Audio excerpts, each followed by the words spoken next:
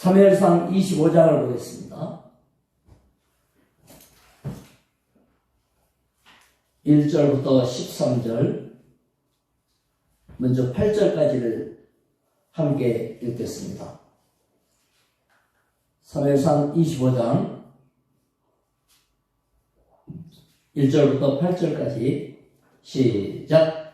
사무엘이 죽음에 온 이스라엘 무리가 모여 그를 두고 슬피 울며 라마 그의 집에서 그를 장사한지라. 다윗이 일어나 바란 광야로 내려가니라.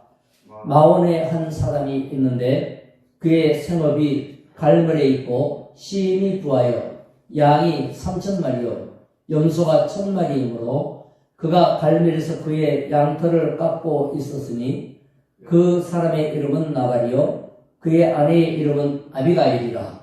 그 여자는 총명하고 용모가 아름다우나 남자는 완고하고 행실이 약하며 그는 갈렙 족속이었더라. 다윗이 나발이 자기 양털을 깎는다 함을 광야에서 들은지라.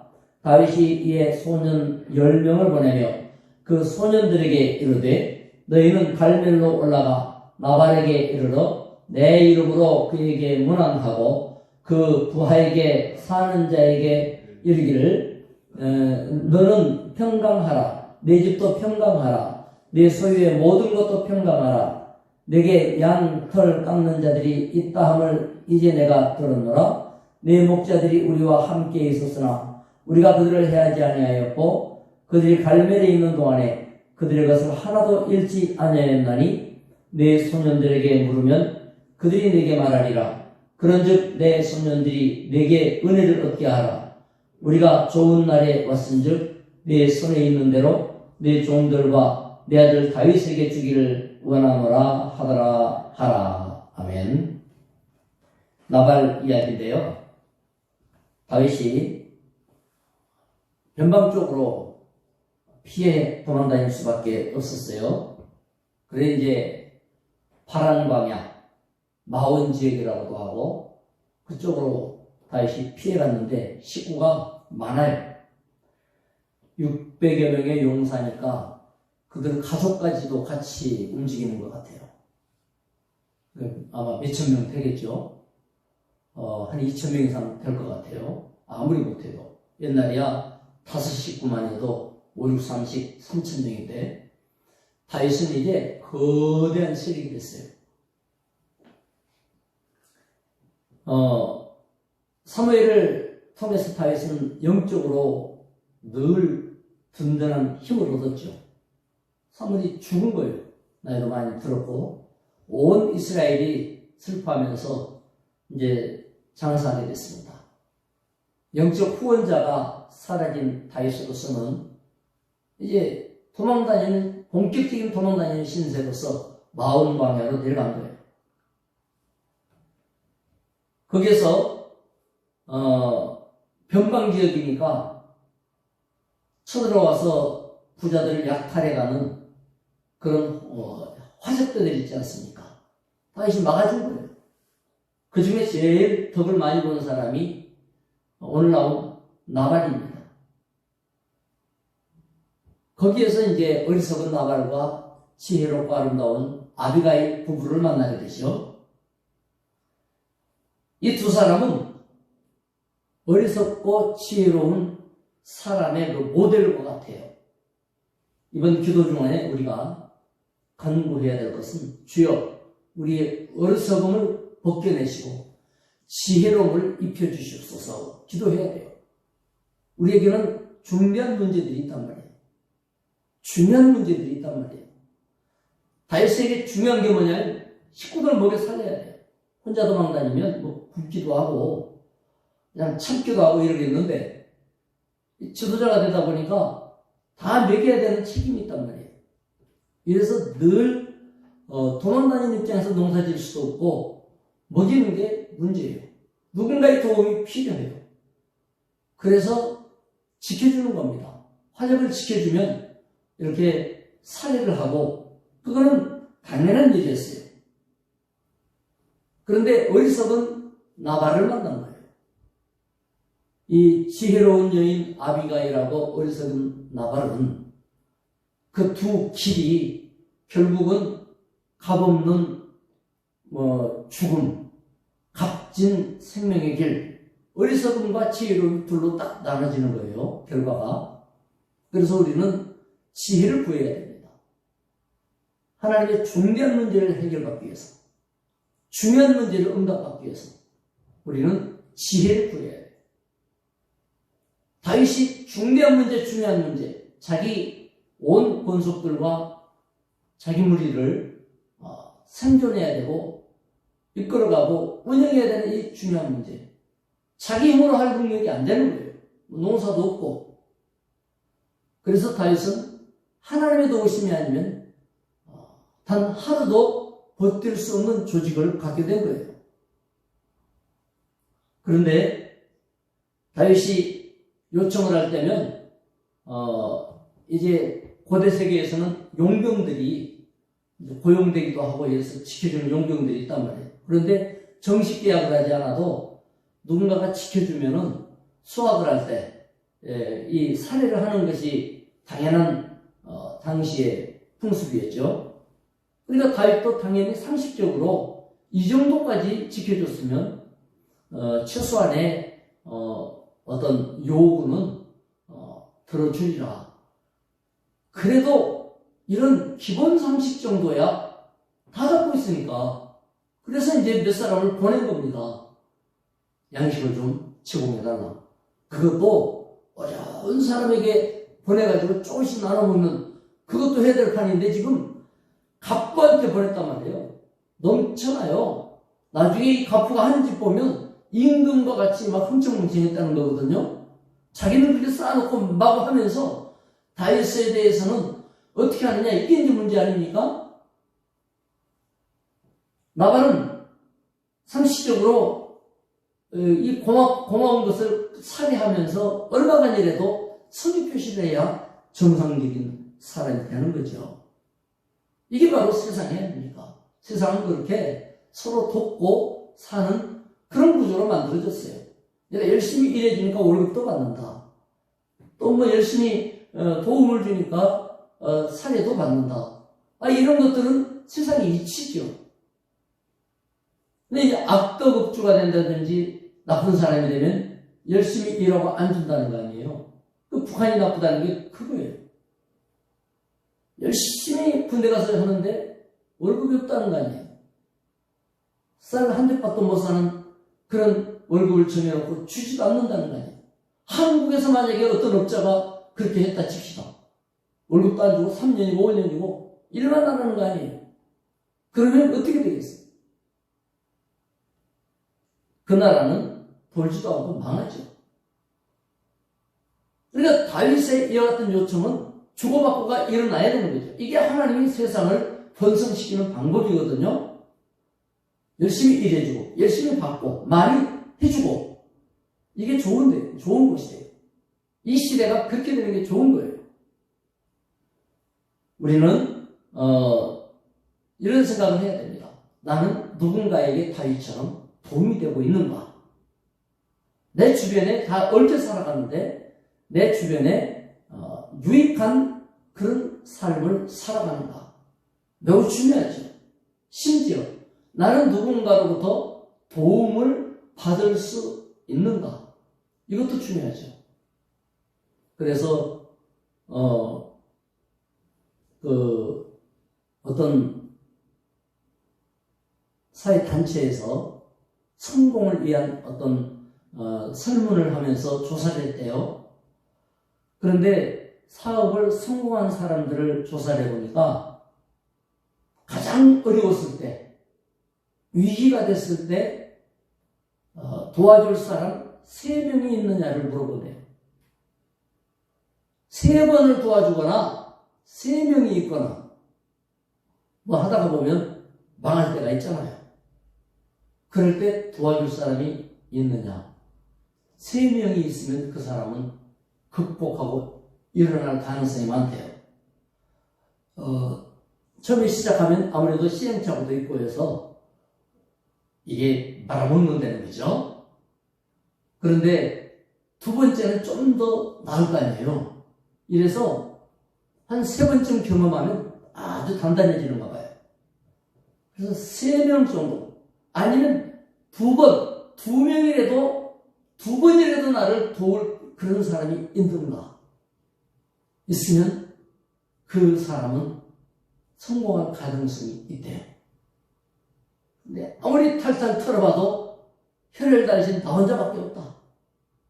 나 혼자 열심히 애쓰다가 나 혼자 망한다, 흥한다. 이게 어렵다는 거예요. 세상 구조는 하나님이 만드실 때 아담과 하와를 만들어서 서로 돕도록 하는 배필로 만들었고, 사회 구조는 그렇게 발전하고 번성하게 돼 있죠. 나서서 애쓰고 힘쓰는 그 일들을 통해 발전하는 거예요. 다윗이 그렇게 해준 거예요. 근데 나발은 어떻게 해요?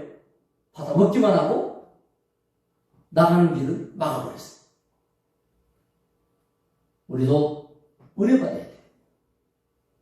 하나님께 받은 은혜는 사람들을 향해서 사랑으로, 봉사로, 기쁨과 나눔으로, 전도로 나가야 되죠.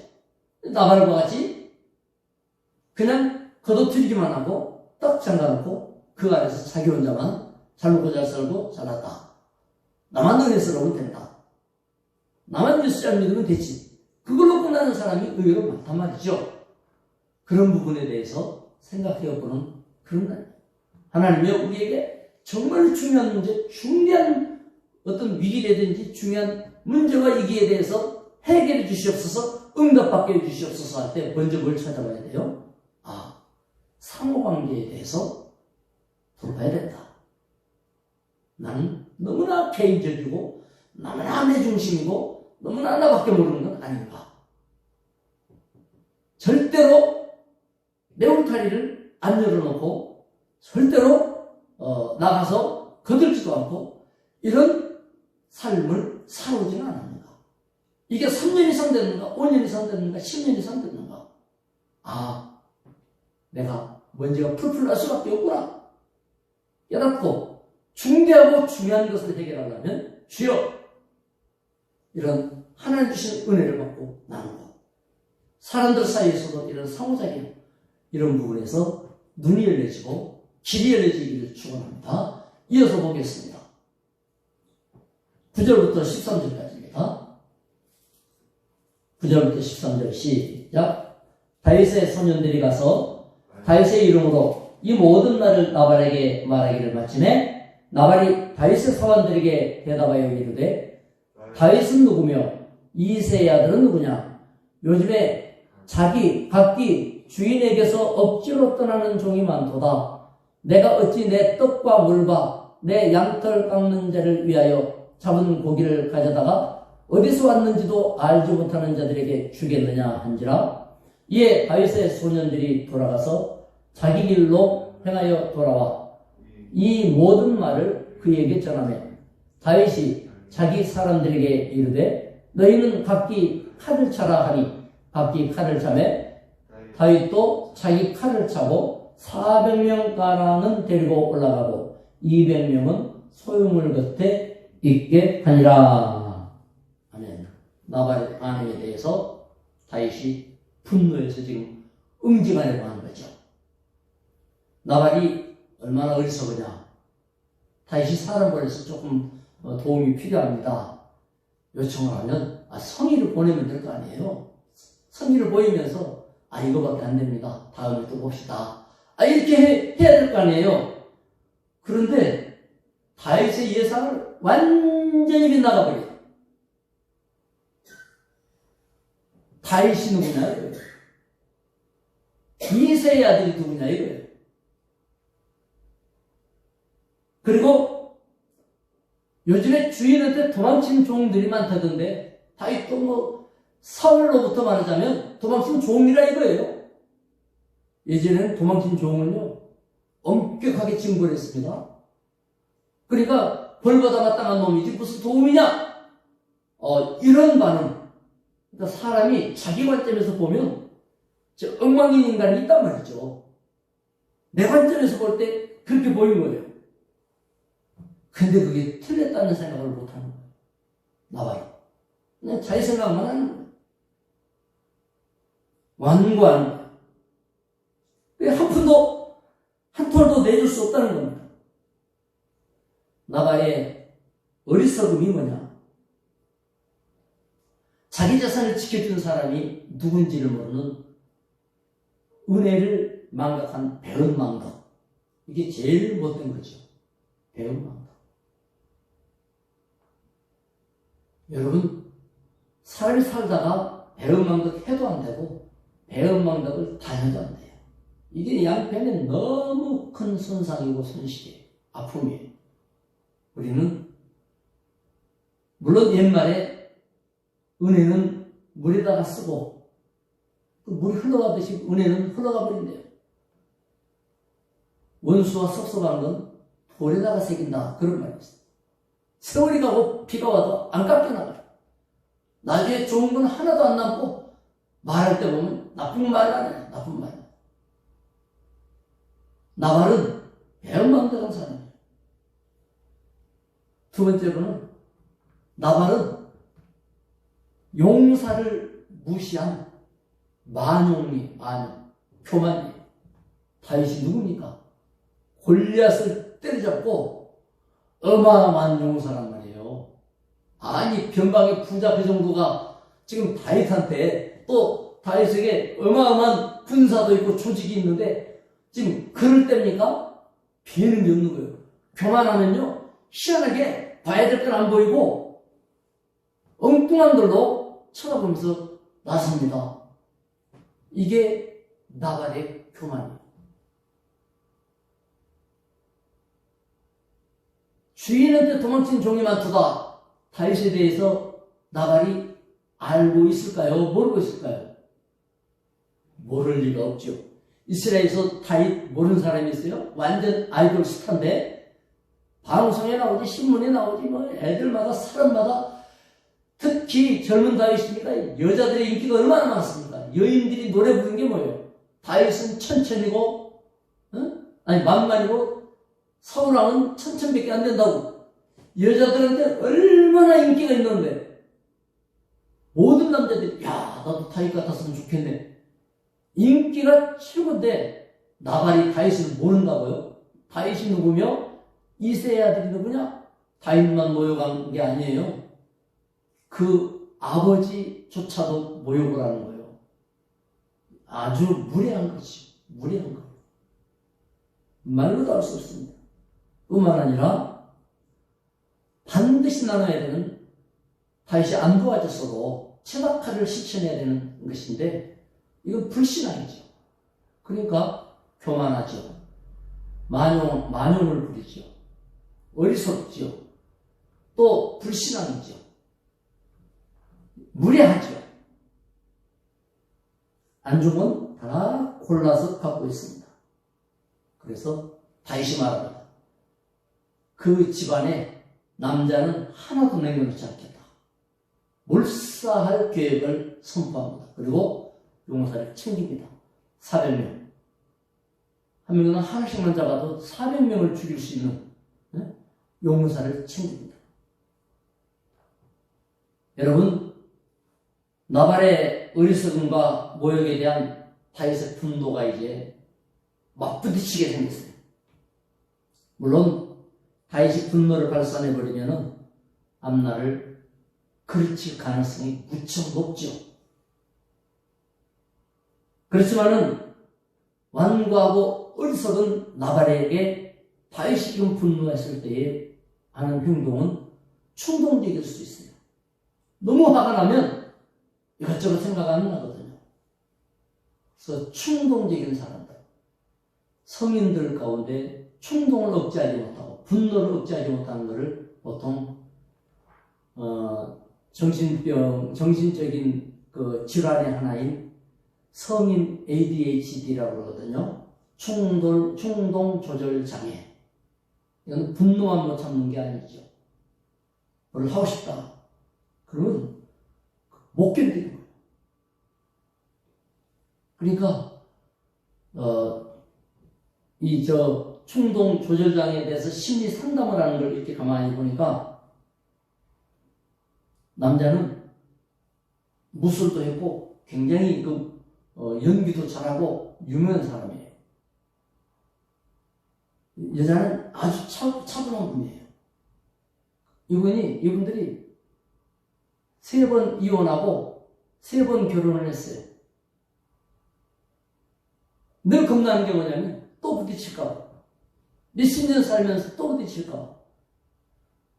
그래서 남자는 이제 여자한테 잘해주게 해야 되겠다. 또 그러면 안 되겠다. 귀한 줄 알았어. 그런데 여자는 입을 딱 다물어버려요. 왜냐면 말이 안 통하니까. 남자가 뭘 내세우면 말이 안 통해요. 말을 해봤자 안 받아들여지는 거예요. 왜냐? 그래 이제 여자를 기쁘게 해준답시고 우리 산에 가자. 여자는 조용한 사람이에요. 어디로? 그럼 어디로 가면 좋을까? 물어보면 되잖아요. 여자한테. 근데 지리산에 가자. 아유 너무 멀고 험한데. 또 엉뚱한데 어디로 가자. 또 이래요. 아유 거기 이런데 배 타면 멀미날 텐데. 아 그 헬리콥터 빌려서 가면 되지. 그러니까 자기가 생각하는 것을 계속 주장하게 되죠.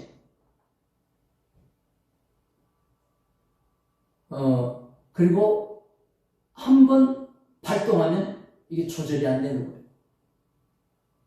조절이 안 되다 보니까 결국에는 왜 그래야 되냐고 그러고 또 그런다 그러고 충돌이 일어나죠. 사람에게는 아이들도 있지. 아이들은 약을 먹고 상담하고 치료하면 조금 나아지나 봐요. 근데 어른들은 그게 참 어려운가 봐요. 은혜가 치료해야 돼요. 우리에게 있는 조절 장애가 있어요. 나는 뭐에 꽂히면 잘 이게 해결이 잘 안 되더라. 나발은요. 아주 이런 대표적인 인물일 뿐만 아니라 다윗도 그래요. 꽂히면 못 견디는 거예요. 갈차라. 다 죽이자. 이렇게 된 거예요. 그 일이 자기에게 얼마나 엄청난 미래를 막는 일인지 다윗도 눈에 뵈는 게 없는 사람이에요. 그러므로 우리는 그야말로 실패의 함정이 어디나 있다는 걸 알아야 돼요. 복수심에 가득 찬 다윗의 모습을 보면 전에 사울에게 했던 행동하고는 완전히 다르지 않습니까? 사울 왕에게는 엄청난 충동을 조절하고 그것을 내려놓으면서 아예 자기 목숨까지 걸면서 하잖아요. 이러면서도 나발에게는 그럴 일이 아닌데 나발과의 관계는 그런 관계가 아닙니다. 우리는 이렇게 관계에 따라서 충동 조절이 잘 안 될 수가 있어요. 우리에게 중요한 일들이 있습니다. 중대한 문제들이 있습니다. 그 문제를 풀기 위해서 우리는 문제를 풀어가는 시작점을 자기로 삼아야 될 때가 많습니다. 그 문제를 해결해 주십시오. 그 문제를 해결하려고 덤비거나 머리 쓰거나 애쓰기 이전에 그 문제를 해결해야 될 당사자인 자신이 자기로부터 출발해야 되는데 아까 말씀드린 것과 같이 늘 감사하는 관계, 서로 간에 돕는 관계, 은혜 받고 은혜 나누고 참여하고 이처럼 자기를 여는 것이 되어져 있는가를 봐야 돼요. 또 하나는 자기 안에 뭔가 옹고집도 아니고 쇠고집도 아니고 탁 한번 꽂히면 두 번도 돌아보지도 않고 딱 그걸로 그냥 정해져 있는 그 인생을 그런 식으로 3년, 5년, 10년, 20년 살아가거든요. 못 벗어나잖아요. 그걸 벗어나면 인생도 새로워지겠구나. 이게 발견되어질 때 조금씩 시도해 볼 수 있죠. 오늘 기도해요. 하나님 아버지, 나에게 나 자신이 새로운 모습으로 시도하고 하나님 조절을 해 볼 수 있도록 도와주십시오. 내가 꽂힌 것은 아니라고 하면 끝까지 아니고 이럴 수 있잖아요, 사람. 근데 나발과 같이 아니다 했을 때 자기 판단으로 아닌 건데 실제로 보면 한 발 떨어져서 보면 아니 나발이 왜 저래? 그런 거거든요. 근데 자기는 안 보이잖아요. 이게 우리에게 다 있죠. 그런 부분에 대해서 하나님께 기도해. 주여, 한 발 떨어져서 나를 보도록 지혜의 눈을 주십시오. 은혜의 눈을 주십시오. 그러면 여러분에게 중요한 문제, 중대한 문제를 해결하는 열쇠들이 있어요. 그러면 기도하는 방향도 달라지거든요. 기도하는 방향만 아니라 내 말씀도 달라져요. 행동이 조금씩 달라지겠죠. 당연히 인생이 달라질 수밖에 없어요. 하나님의 놀라운 은혜가 이번 주간으로부터 시작되기를 주의 이름으로 축원합니다. 기도하겠습니다. 하나님 아버지 감사합니다. 하나님의 능력을 따라서 참으로 은혜를 받고 나누고 또 내가 은혜를 베풀고 당연하게 참여하고 참가하고 그야말로 자기중심 울타리를 조금씩 걷어내면서 한 걸음씩 내딛게 해주시기 원합니다. 뿐만 아니라 자기 방식의 관념에서 생각에서 판단에서 머물러 버리지 말고 하나님을 향하게 하시고 다시금 기도하게 하시고 주여 모든 생각이 말씀에 입각하게 하여 주시옵소서. 그리하여 멋지고 놀라운 관계가 새롭게 시작되도록 하여 중요한 문제, 중대한 문제 해결의 시작이 우리 자신 안으로부터 시작되게 해 주시옵소서. 가장 쉬운 길이며 빠른 길입니다. 다른 쪽에 가서 내가 무언가를 해서 새롭게 하려면 주여 중대한 문제 해결하기 어렵습니다. 내 안에서 내 스스로 하나님과 관계에서 주여 해결받게 하여 주시옵소서. 예수님의 이름으로 기도드리옵나이다. 아멘. 각자 기도하시기 바랍니다. 하나님 아버지 감사와 영광을 드립니다. 은혜 중에 사용하시고 진리 가운데 함께해주시고 우리의 주의 능력을 통해서 오직 예수 그리스도 우리를 믿는 주님이여 우리의 발걸음과 우리의 동참